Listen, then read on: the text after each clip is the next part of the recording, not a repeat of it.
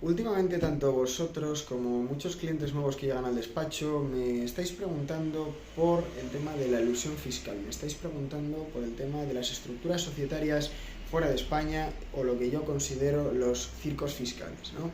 Sabéis, los que me seguís desde hace tiempo, que estoy muy en contra de este tipo de planificaciones fiscales agresivas y al límite de la normativa.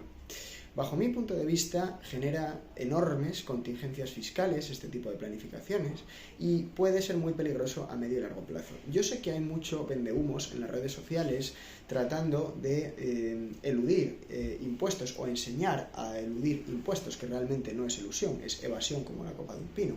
Y sobre todo, me gustaría hacer mención al artículo 16 de la Ley General Tributaria. El artículo 16 habla específicamente de la simulación. Y este artículo es discrecionalmente aplicable por los inspectores de Hacienda. ¿Qué quiere decir esto? Que en el caso de que el inspector de Hacienda que esté comprobando tu expediente y empiece a haber movimientos extraños entre sociedades que están fuera, entre personas físicas que residen en España que no están haciéndose ningún tipo de atribución a su IRPF español, etc, etc, etc. En estos casos aparece lo que se denomina la posible simulación, o lo que pueda interpretar en este caso el inspector de Hacienda, sobre lo que está ocurriendo, ¿no? Entonces, en muchos casos se están utilizando planificaciones fiscales de este tipo, constituyendo LLCs en lugares como Delaware, ¿no? En América se están utilizando sociedades en Estonia, se están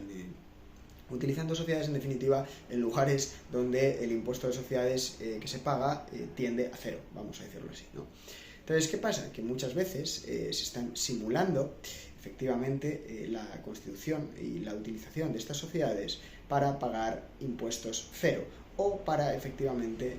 eludir y evadir impuestos en España de una forma indirecta. Entonces, ¿qué es lo que ocurre en muchos casos? Bueno, pues en muchos casos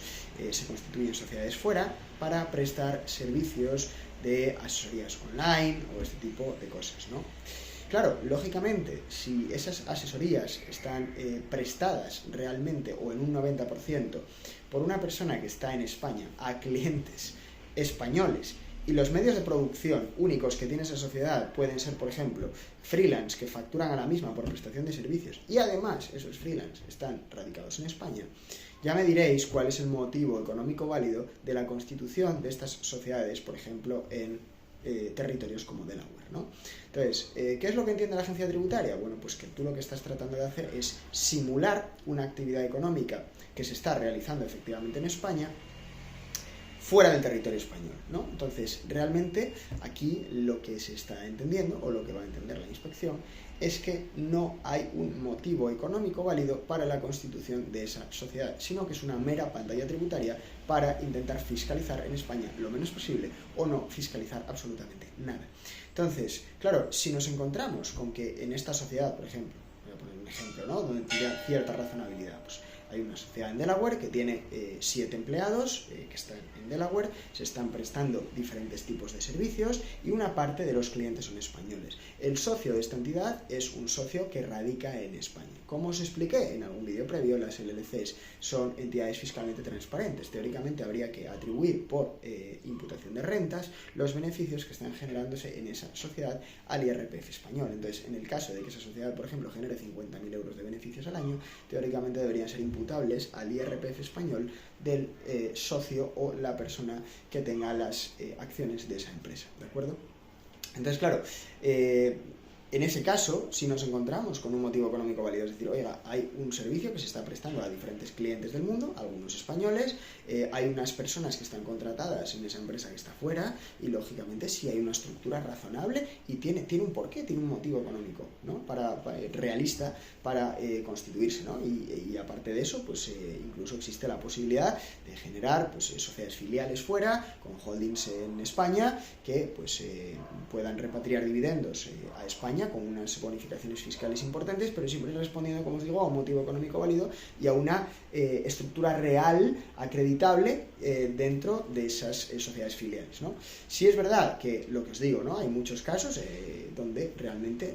la constitución de este tipo de sociedades no responde a motivos económicos válidos, con lo cual, claro, el ejemplo que os ponía antes, si eres una persona que está residiendo en España, que está realmente prestando un servicio en España, que no tiene una estructura fuera y lo estás facturando todo desde Delaware, por ejemplo, sin IVA, estás pagando impuestos teóricamente allí, estarás pagando probablemente cero o muy poco,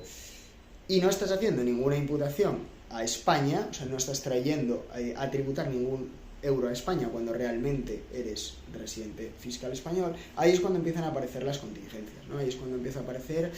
los problemas, y es cuando la agencia tributaria puede tirar por la calle del medio y decir, oiga, esto es una simulación como la copa de un pino, usted está produciendo en España, usted está viviendo en España, los servicios se prestan desde España y encima clientes españoles, con lo cual, lógicamente, para mí esa canalización de ingresos a través de la sociedad americana no responde a un motivo económico y realmente es una simulación como la copa de un pino. ¿Qué es lo que va a pasar? Bueno, pues que lógicamente la agencia tributaria regularizará la parte de tributación directa,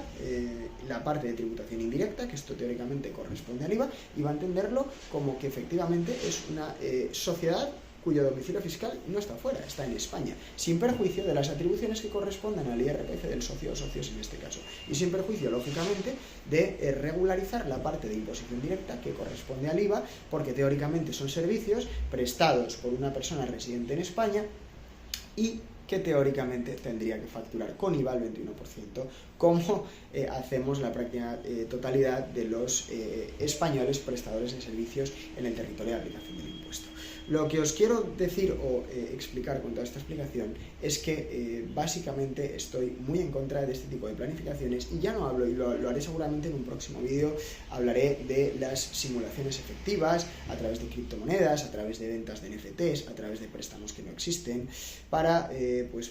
canalizar ciertas compras de activos que muchas veces se hacen con criptos, ¿no? Entonces, sí es verdad que es un tema muy controvertido, del que se está hablando de forma errónea, del que se está hablando de forma incoherente, y que puede ocasionar a medio y largo plazo muchos problemas para los contribuyentes. Entonces, desde aquí, instaros a que no os creáis todo lo que cuentan por ahí.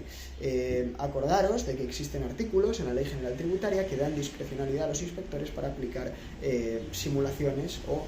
objetos de simulación, como puede ser este tipo de sociedades constituidas fuera y que realmente no se está haciendo como debe hacerse, ¿de acuerdo? Entonces,